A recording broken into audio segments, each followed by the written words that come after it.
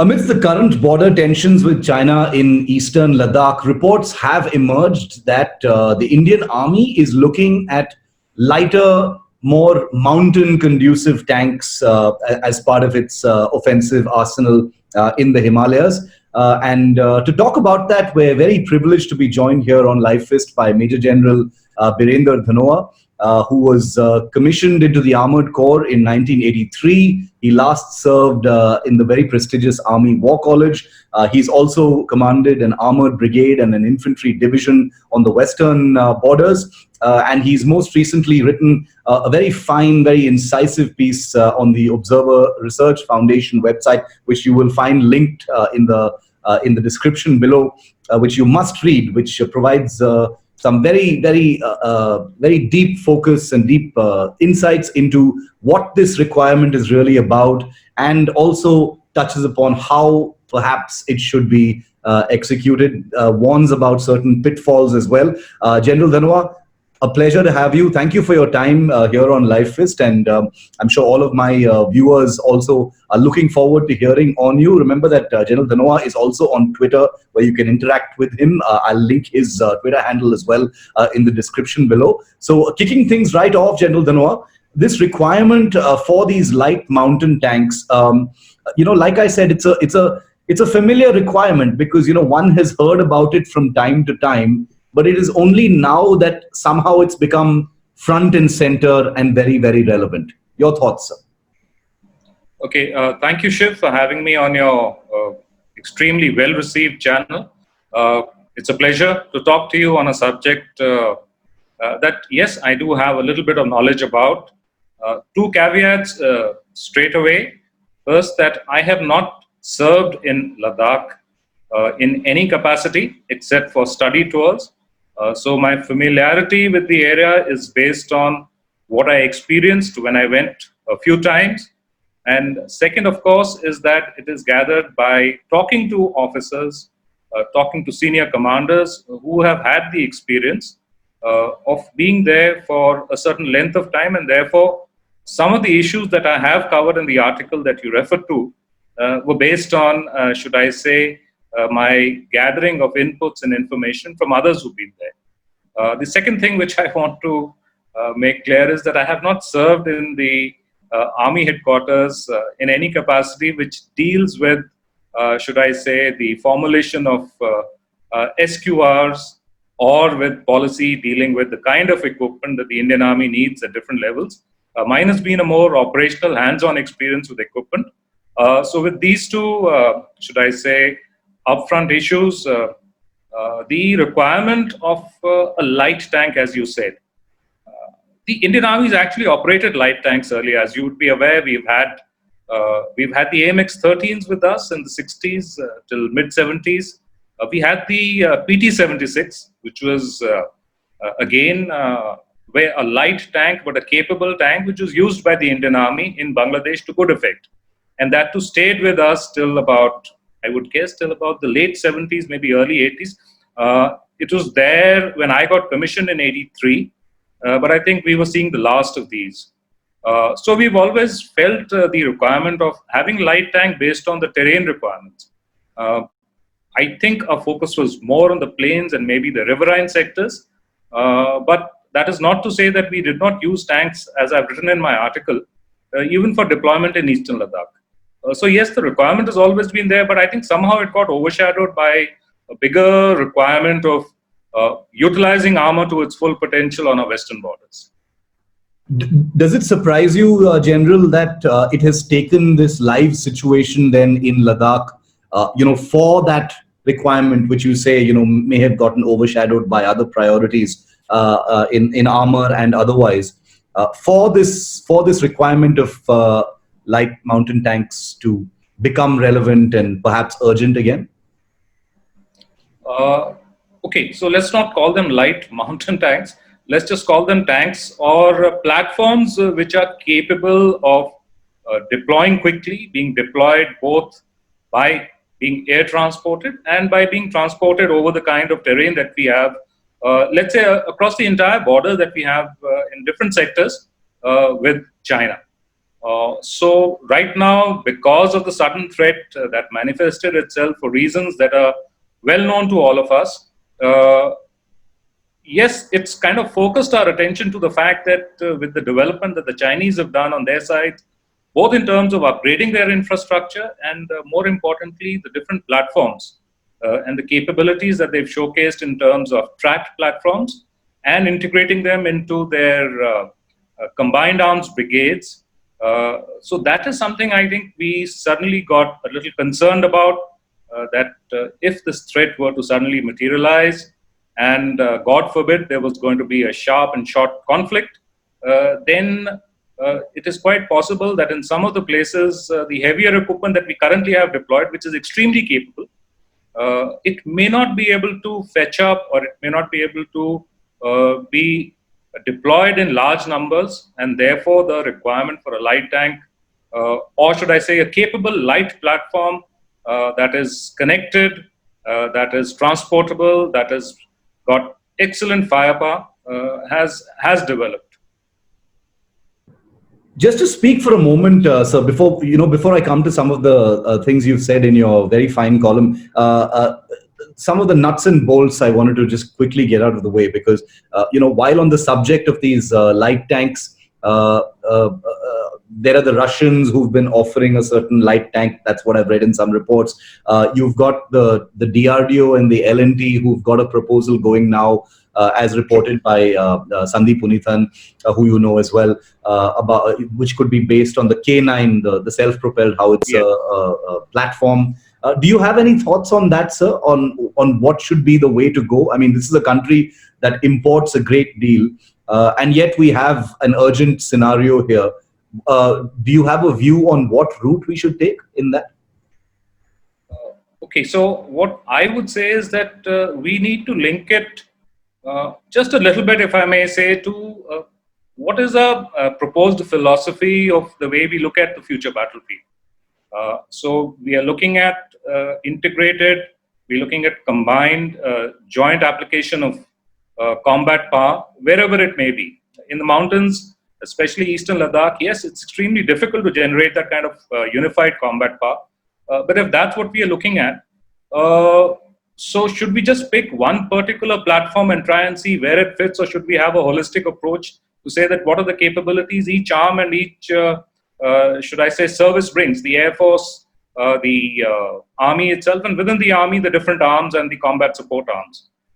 And within that, I think the light tank or a light platform is just one subcomponent of the way we expect them to fight. Within that, right now, I feel that while we are going on about a light, capable tank that can, let's say, match the Chinese ZTQ-15 or maybe the Type 99s, if they're bringing them in large enough numbers, I think we're getting carried away a little bit.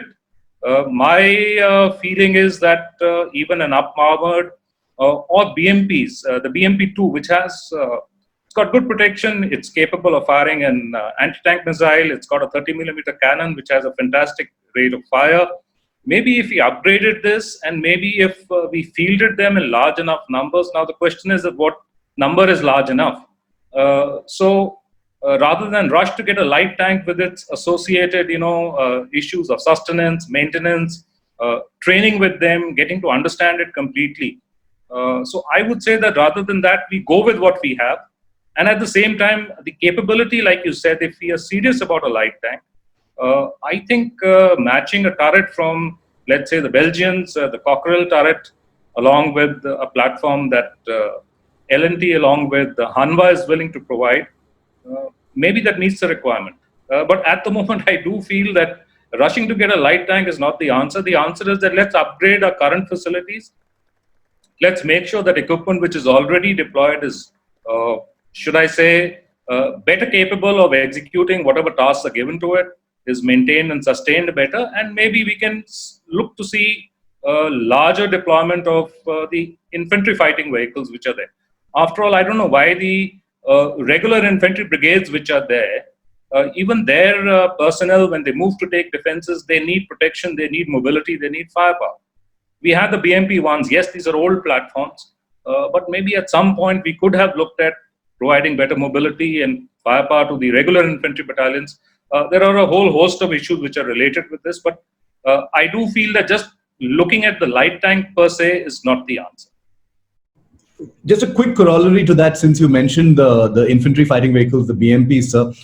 Would that be I understand what you're saying. Would that be a low time, low risk kind of option, for the interim, like you said, until India can look at a larger acquisition if necessary to fulfill that larger need? Is it a lower risk option? Because, we've heard from time to time about the BMP upgrade program, which hasn't really gone anywhere yet. So would that need to be speeded up now, in your view? I think we do need to look at better capabilities with the BMP. A better engine is definitely required. Then the ability to be able to fire different types of ammunition. Maybe a 30 millimeter cannon is not adequate, would be upgraded to a 40 millimeter. But then again, there are challenges as to how do you do it in an existing weapon system, right? And maybe a more capable anti-tank guided missile. We have certain amount of the units using the Cornets. So maybe we could look at a third generation anti-tank missile, which is more capable, maybe the Spike extended range, or even if the Nag is capable of being operationally deployed and being manufactured in large numbers. So if we are able to put all this together on an existing platform, I think we'll get a better solution for the interim, like you said. While at the same time, we look at the long-term requirements of the entire mechanized forces per se and see as to what are our requirements for the Western sector and what are the requirements for our borders against China. General, you make many specific points as well in your column. I wanted to just pick up on a couple of those, and then we'll talk about some of the larger issues, like the very interesting combined arms approach that you spoke about, which is of great interest actually. The one thing you suggested is an alternate to the Leh airfield, that's capable of being used by fully loaded transport aircraft, and you say that would increase flexibility of induction to a degree. Can you tell us a little bit more about that point, sir? Okay, now I'm actually getting into the realm of what the Air Force and maybe the Corps of Engineers know better. But you've been to Leh, so you've seen the fact that Leh airfield is the sole airfield in the Indus River Valley that can take a C-17s that has been taking the earlier IL-76s, the heavy transport aircraft, when they come in with, let's say, fully loaded equipment, with personnel, etc. So what happens in a conflict, let's say if the adversary is able to put down Leh airfield, what happens to your induction? What happens to getting in emergency repairs and things like that? You can say that we'll stop them all before.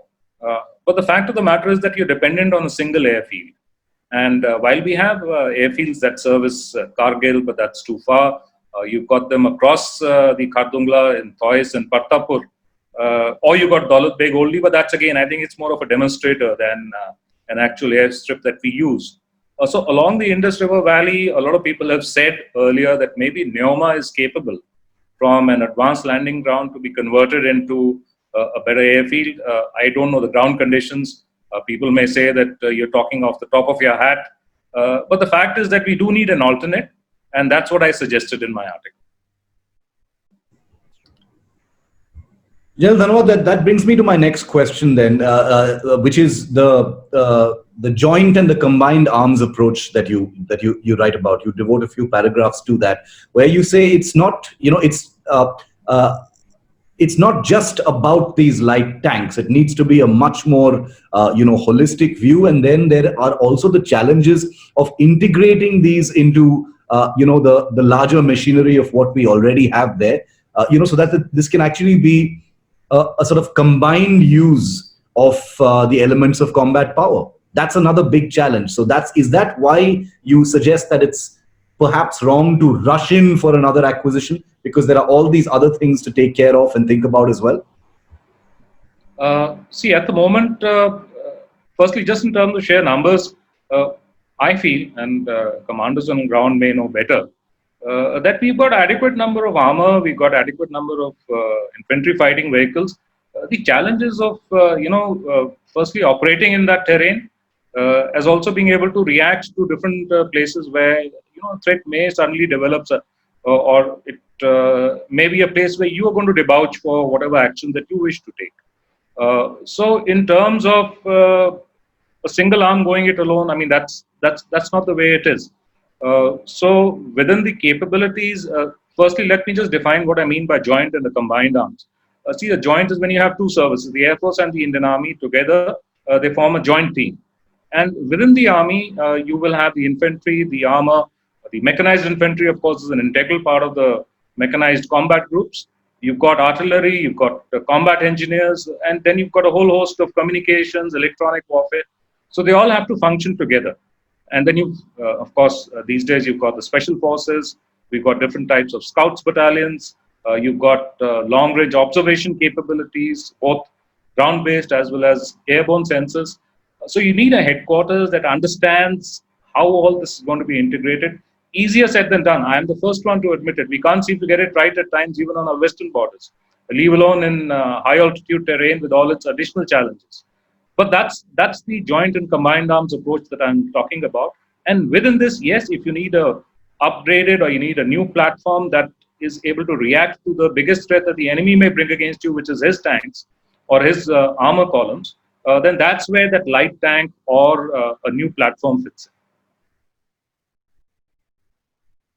Which brings me to another, specific question where you caution against rushing into any larger acquisition. Where you say that some of the energies that we expend during this time, General, should also be on better support stuff. You say that we've got adequate armor, in the mountains right now, but you also talk about the need for better support structure for the current armor that's actually deployed there. You list things like better garages, higher quality spares, better quality fuel, longer lasting batteries. And you also interestingly say that this is something that could be an opportunity for the entire Make in India effort. You say that needs to be pushed into a kind of war footing, and this is a requirement that can be met very much within the country. Yeah, so getting platforms into Ladakh is probably the easiest thing, though it's also a challenge. But then how do you, and whatever comes in there, it cannot be taken out for any of its maintenance schedules. And like I've also mentioned in this article that, today's modern IFV or a modern armored fighting vehicle, it's a tricky platform to maintain because there are a whole host of high-tech equipment which has to be maintained in field conditions. It's tough even with the kind of garages that we have on our western borders. When you take it up to Ladakh, there are these additional challenges. There is the cold. There is the fact that most of your requirements of fuel, additives, your lubricants and greases, they all need to be of a specific grade so that they don't freeze in the winter time.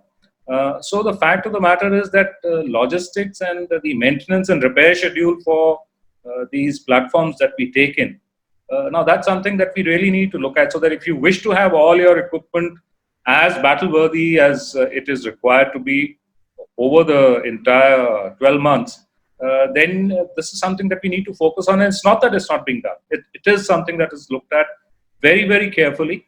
But yet the challenges of terrain, the challenges of the fact that adequacy of spares, the kind of spares that we get, quality control is something which I think we need to be a little more careful about. As also, maybe some of them need to be of different materials so that they don't crack or they don't break easily. So these are things that our industry should definitely look at, as long as we're able to give it. And I think what the Perspective Planning Directorate and the Army Design Board have done is that they've given these out as problems to various parts of industry, academia, young scientists in IITs.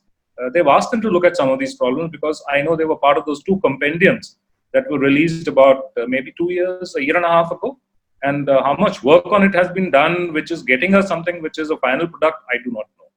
But that's something we need to look at. And batteries is something which is crucial. An army, I'm telling you, any military survives on batteries. Everything that you use, from your GPS to your radio sets to equipment that's got to be started and run, batteries are a lifeline. And if you can get better quality batteries, I think that would be a huge, plus for our forces deployed over there. Generally, coming to the last bit of this interview, where I wanted to focus on some of the indigenous programs. Leading into that, I wanted to ask, because India has had indigenous main battle tank programs. There have been various proposals which we've seen from the DRDO over the years. Is there a reason why a light tank? I'm just asking because you would know this. Was never one of the projects that was considered from an indigenous development perspective. Okay, so you're asking me a tough question. See, the thing is that when we first, I think, looked at a GSQR for an indigenous tank, it was in the mid 70s. Probably gave it to DRDO. They came up with the concept, and then they started prototyping it. I think pretty seriously towards the late 80s onward. So getting the first tank right was something which we needed to do. And there's a whole host of literature out there which says whether we did the right thing or we didn't do it. We developed a tank which is too heavy, it's too big, etc., etc. I'm not going to go into that. So first was the need to demonstrate that we are capable of making our own tank. So right then, was the emphasis on making a light tank? I don't think so. I think the requirement was, let's at least show the world that we, and more importantly, show our army that our research organization is capable of making its own tank. And so we set the QRs based on our experience of different wars. We fought the 71 war with a Centurion tank, which was 52 tons. And then our requirement was for a main battle tank that could take on armor across the desert. So we went in for this, let's say, the qualitative requirements for a heavy tank or for a medium battle tank or a main battle tank. And that's what we've then ended up developing, revamping, improving, getting its second iteration, etc., etc. So at that time, if we had gone into maybe a light tank, I think we could have gone in the same direction. We could have had a platform that neither side wanted. That's the way it is. Final question then, sir. You touched upon that. The Arjun program itself, like you said, it's seen a couple of iterations. It's being improved and tested. There's the Mark 1, which is already in service. The Mark 2 is, the Army is going to get some of those tanks as well. What is your assessment of this? Yes, it was it was an important program because it came in the mid 70s after the 71 war. The requirement for this, medium to heavy tank. How has it matured in your view? Has it met all requirements? I know that these are difficult programs and not everything really works out the way it was intended to. But as someone from the Armored Corps, your view and assessment of the Arjun program as it is now, sir. Okay, so I'm going to give you a little bit of a background. Arjun tank, they had their, DRDO had set up a fantastic facility at the Mahajan field firing ranges. There, this tank, the couple of prototypes that they had, I'm talking about a period of, it would be 92, 93. And we used to go for our field firing to the same ranges. And I distinctly remember that we were so proud of the fact that here was an indigenous tank, and each time it was doing its, automotive trials. There was a fantastic gentleman from the Armored Corps by the name of, he had a pet name as Spanner Sandhu. He had fingers that were so thick. That the legend was that he could open the bogie wheel nuts of a tank with his fingers. So he was called Spanner Sandhu, Brigadier Sandhu. He was the head of the army side of the design team. And he took us for a joyride on this tank, and what a fantastic experience it was. This I'm talking of the early 90s. Then, of course, one lost track of the tank, but you heard its development. And sometime in early 2000 onward, I think 43 Armored Regiment was the first one, which got a squadron worth of these. They came to Bikaner. I know for a fact that they were there because I later commanded the same armored brigade in the same division. But by then, these tanks had moved off elsewhere. So it was a proud moment for the crew, for the regiment, and subsequent conversion to this tank. But I think what has happened is that both sides have got stuck on issues of numbers, quality control, sustenance, etc. So I think it's a fantastic program which has been poorly managed, and that's one way of looking at it. And because of the low numbers, you must have heard that if you need to get an engine component, it takes 1 year. If you need to get certain other components, it takes time because the vendor base is so low and they're not willing to commit to large numbers. So we are in some kind of a catch-22 situation with this tank. But I do feel that, one has to be proud of the fact that we have also developed, maybe some of the technology is old, but I'm sure between the CVRD and, the Army, you can look at upgrades to it. And possibly for at least our Western requirements, maybe in the open sector, this eventually would be a good product to use and, to be proud of as a part of, just as in a way, it's mirrored the induction of the LCA in some way or the other for the Air Force, that's what it is. Today you have the Air Force going gaga about, or the rest of the world going gaga about the Rafale. But the fact of the matter is that if we had a capable platform that HAL had developed, then why would they have looked outside? So for the Armored Corps, it's the same. I mean, the Russians have given us the T-90s, they've given us the T-72s. We looked at upgrading these, and they form the mainstay of our fleet. General Dhanwad, this has been very insightful. Thank you so much for giving us your time. I've certainly learned a lot, and I'm sure Lifeist viewers also value getting insight from someone like you who's actually been there on the ground and dealt with things like this. So we very much value that. Thank you so much for your time, General Dhanwad. Thank you for having me, and thank you for giving me this opportunity to chat with you. Thanks a lot, Shiv. Thank you. Thanks.